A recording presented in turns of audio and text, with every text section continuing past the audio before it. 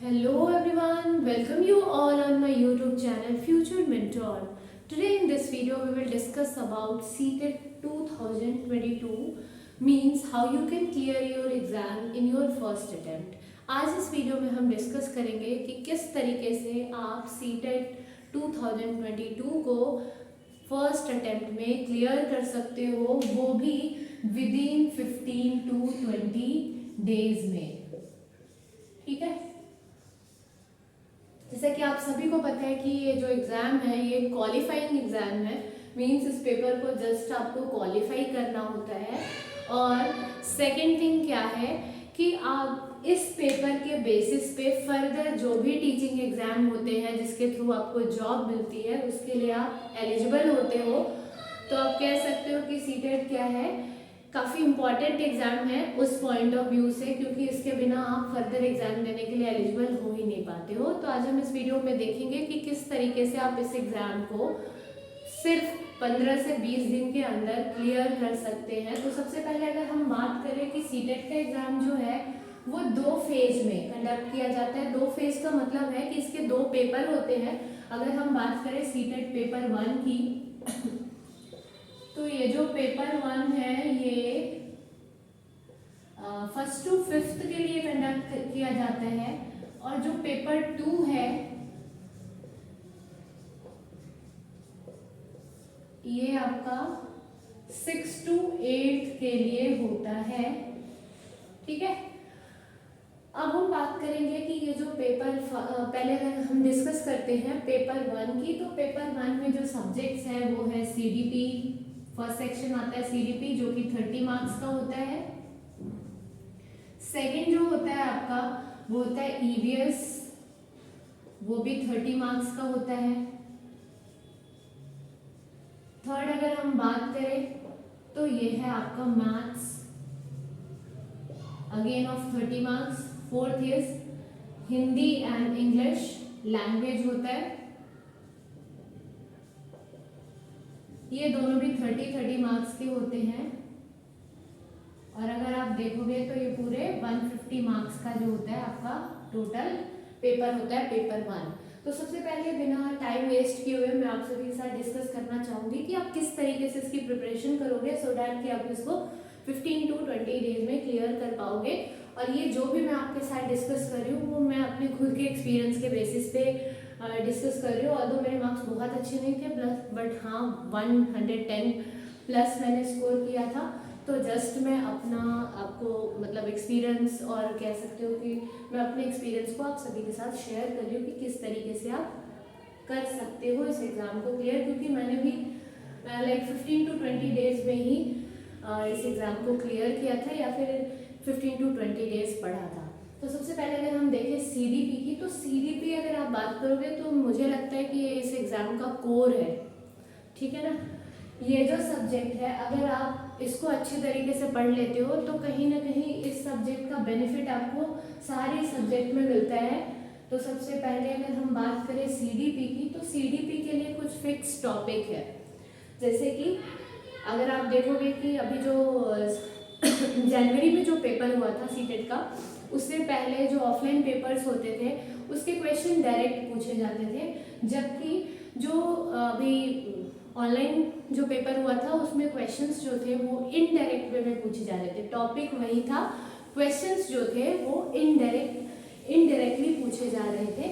तो इस पे आपको सबसे ज़्यादा फोकस करना है सीडीपी में। और सीडीपी में कुछ टॉपिक्स जो है वो फिक्स है। जैसे कि अगर हम बात करें डिफरेंट साइकोलॉजिस्ट की थ्योरी के बारे में, तो सबसे पहले जैसे पियाजे है, वाइगॉत्स्की है, थॉर्नडाइक है, कोलबर्ग्स है।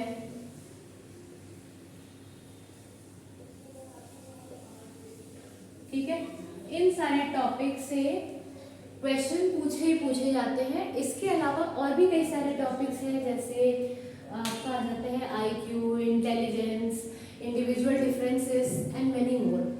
नेक्स्ट अगर हम बात करें ईवीएस के लिए, तो ईवीएस के लिए अगर आपके पास टाइम है तो आप 3rd to 5th की एनसीईआरटी जो है एनसीईआरटी की बुक पढ़ लो, ये मोर देन इनफ होगी। और अगर आपके पास टाइम बिल्कुल भी नहीं है तो इसके लिए आप सीधा प्रीवियस ईयर उठाओ, क्योंकि प्रीवियस ईयर के क्वेश्चंस ही ईवीएस में रिपीट होंगे। ईवीएस में यहाँ ऐसे कोई मतलब कोई थ्योरी नहीं है, और ये जो है ये फिक्स कॉन्सेप्ट है, ऐसा नहीं है कि ये चेंज हो जाएगा। तो यहाँ डायरेक्ट क्वेश्चंस पूछे जाते हैं, यहाँ इनडायरेक्ट क्वेश्चंस बिल्कुल भी नहीं पूछे जाते। तो इसके लिए आप 3rd to 5th की एनसीईआरटी लो, एनसीईआरटी पहले पढ़ लो अगर आपके पास टाइम है तो, और अगर आपके पास बिल्कुल भी टाइम नहीं है तो आप प्रीवियस ईयर से कर सकते हो।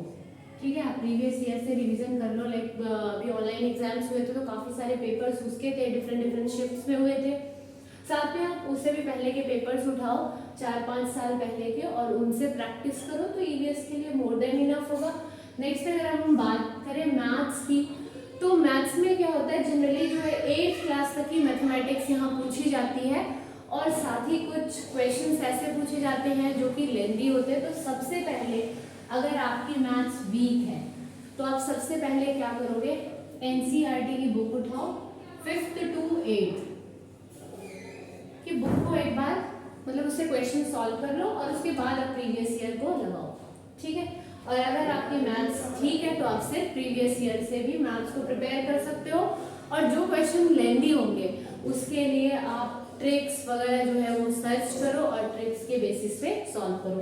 तो मैथ्स के लिए आपको करना क्या है, अगर मैथमेटिक्स आपकी वीक है तो 5th to 8th तक की एनसीईआरटी से पढ़ लो और फिर प्रीवियस ईयर लगाओ। और अगर आपको लगता है कि मैं 8th क्लास तक के मैथ्स में मुझे कोई प्रॉब्लम नहीं है, सारे कॉन्सेप्ट्स मेरे क्लियर है, तो आप डायरेक्टली प्रीवियस ईयर पेपर लो, और प्रीवियस ईयर पेपर के साथ साथ जैसे कोई क्वेश्चन लेंदी है तो आपको क्या करना है, जस्ट उसका ट्रिक जो है वो सर्च करना है, फाइंड आउट करना है, और ट्रिक्स के बेसिस पे करो। क्योंकि ऐसा होता है कि क्वेश्चन जरूरी नहीं है कि आपको आ रहा है तो आप उस टाइम कर ही पाओगे, टाइमिंग भी डिपेंड करता है।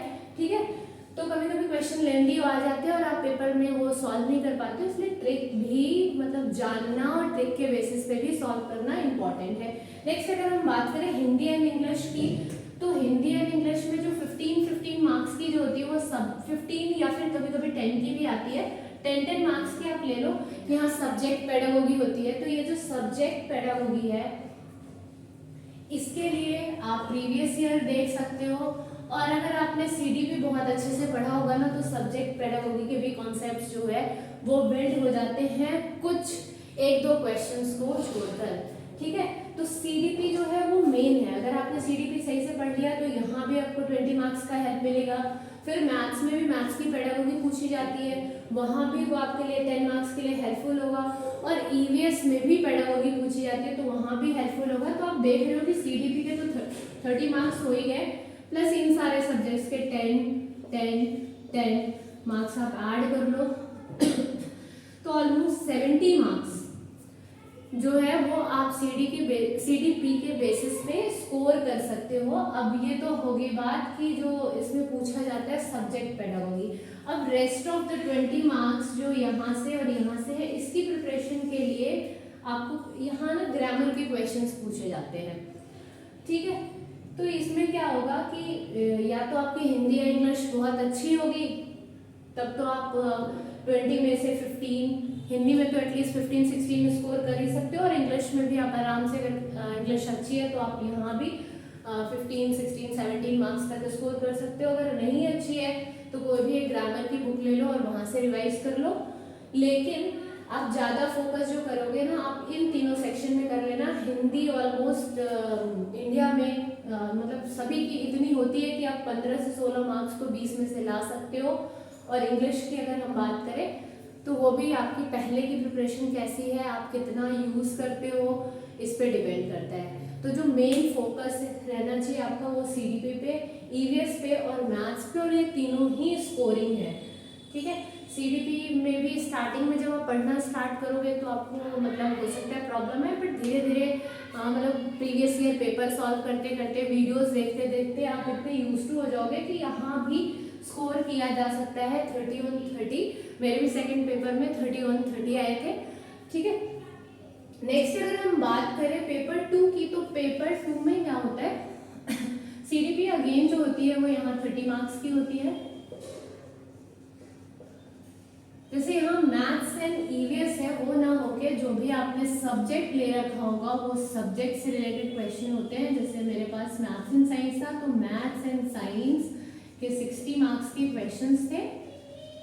ठीक है, यहाँ सब्जेक्ट स्पेसिफिक होता है, जो भी आपने सब्जेक्ट वहाँ चूज करा होगा उससे क्वेश्चंस होंगे। तो ये 60 मार्क्स का हो गया।